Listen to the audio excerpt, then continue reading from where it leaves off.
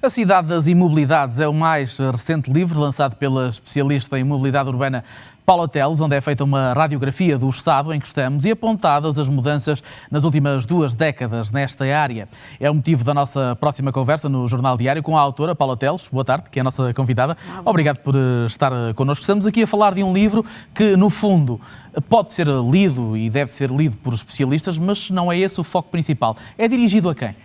Olha, ele é dirigido a toda a sociedade civil. Aliás, eu tenho tido ao longo destes meus 30 anos de carreira profissional, muito assentes naquilo que é o direito à cidade. Tenho tido o cuidado de fazer literacia para a sociedade que por vezes pensa que tudo é muito complexo, que é difícil ou que é muito técnico e não. Antes dos técnicos, ou em primeira mão, antes dos técnicos fazerem as cidades para todos, a sociedade deve saber que tem direito a ter acesso à cidade. O que é que isso quer dizer? Que todo o território que é construído deve ser acessível a todos, que ninguém deve ficar para trás. Seja uma criança que já caminha, seja uma pessoa idosa com muita idade, com 100 anos, se tiver condições de poder se deslocar, seja uma mãe com carrinhos de bebê, ou uma senhora tacão alto, ou uma pessoa com deficiência, não é? E, portanto, há aqui um conjunto de pessoas que na OCDE representam 60% da população, que muitas vezes não têm acesso à cidade.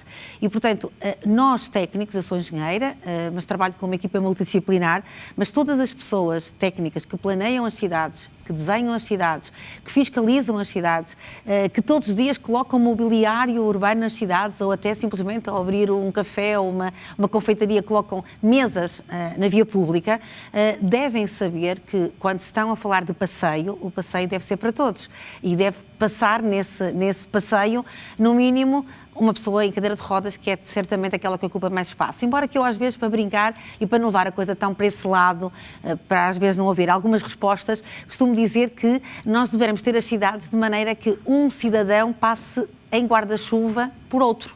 E o que acontece muitas das vezes é que se houver 2 pessoas de guarda-chuva num passeio, o segundo quase sempre vai ter que ir para a estrada, não é? E, portanto, este é o conceito mais direto daquilo que é a obrigatoriedade, não só na Europa, mas em Portugal, e em Portugal em particular já desde 97, mas com uma lei que faz, no próximo mês de agosto, 20 anos.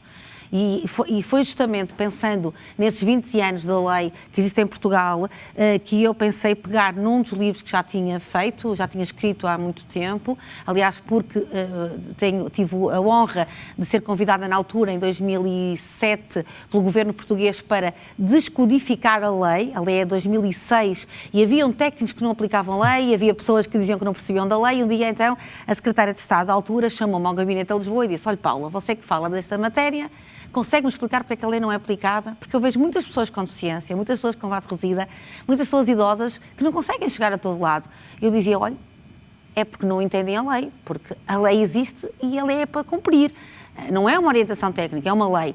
E então, perante a circunstância dela perceber a incapacidade que ela tinha política de resolver o problema e de muitas vezes começarem técnicos a relatarem que tinham dificuldades de interpretação da lei, ela pede-me esse trabalho que era: então faça-me desenhos, descodifique-me, faça-me umas normas, uns esquiços, uns bonecos, que a malta perceba.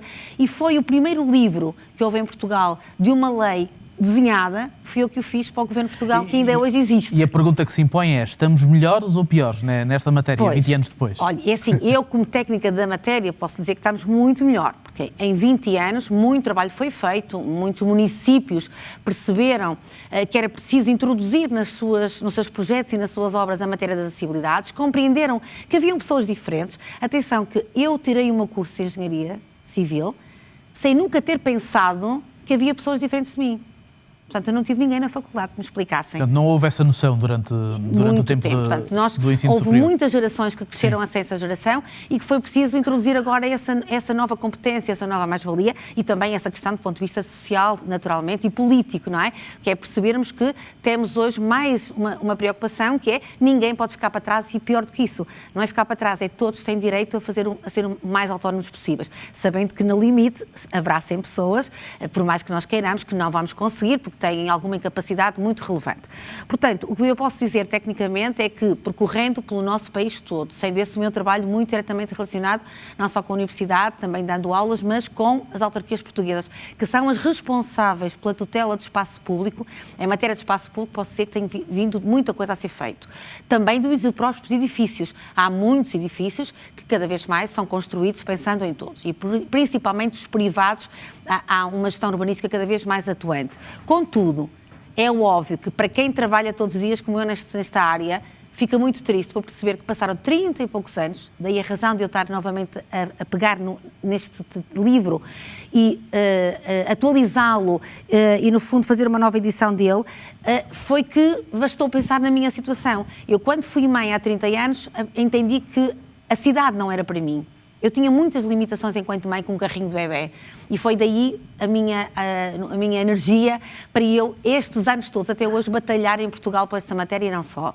Pois bem, acabo de ser avó e percebi que também não chegava a muitos lados com o carrinho de bebê. Foi essa circunstância pessoal que me levou novamente a pegar nesta área este ano e dizer assim, não pode ser. Faz 20 anos que temos um decreto-lei, há muita ausência de conhecimento, há muita pouca aplicabilidade ainda para aquilo que é... E este livro procura dar algumas indicações e respostas também, a quem menos conhece nesta matéria. Sim, este livro tenta, por um lado, numa primeira parte, explicar ao cidadão comum o que é isto do desenho universal, o que é isto do direito à cidade, de nós, por exemplo, estarmos sentados em cadeiras que praticamente são todas iguais para todos, mas que nós somos às vezes diferentes, nem todos pesamos o mesmo, temos a mesma circunstância de ergonomia, mas elas façam uma disciplina que é o desenho universal, tentou-se desenhar o maior número de cadeiras para o maior número de utilizadores, não é? Isso é importante, é como os bancos dos aviões, que sem aquela medida, mas hoje está-se a tentar aumentar o banco porque há pessoas com obesidade que já não cabem num só banco.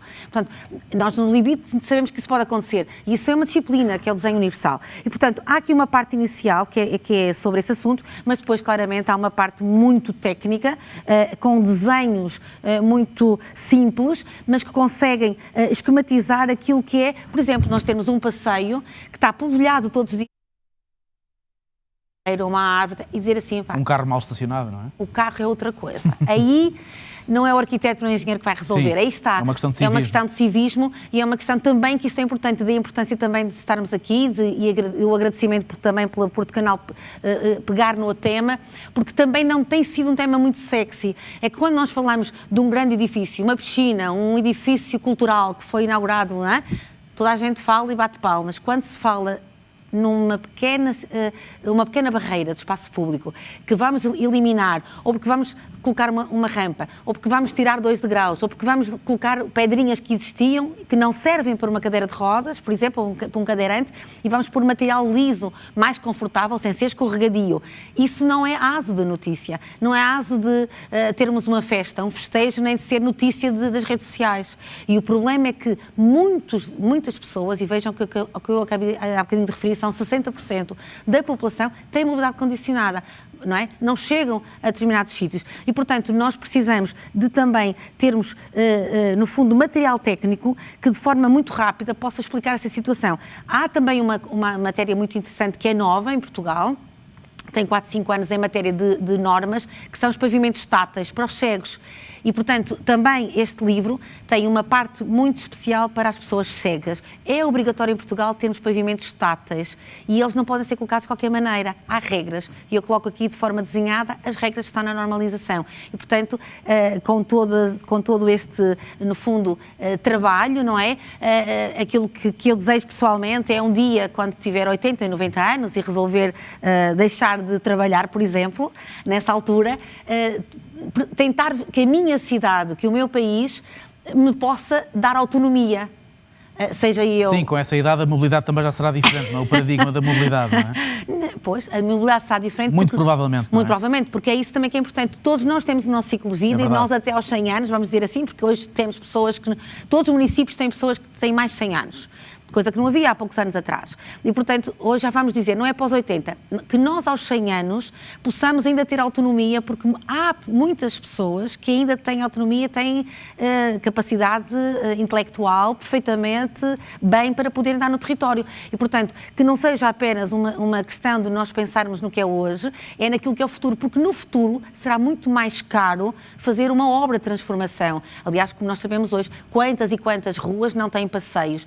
Se nós fizermos os mapas daquilo que é o custo orçamental para tornar acessível, imagina, estamos na Senhora da Hora, a Senhora da Hora, acredito que são milhões, milhares de euros, não é? E isso é impensável no pacote financeiro. Mas se nós aproveitarmos ao mesmo tempo e já introduzirmos naquilo que é novo esta matéria do desenho universal, nós já não vamos ter que reparar o que está a ser feito de novo. E esse é que é o problema. E mais do que reparar o que foi feito mal, é pensar o futuro e pensar naturalmente nas infraestruturas que vamos construir daqui para a frente.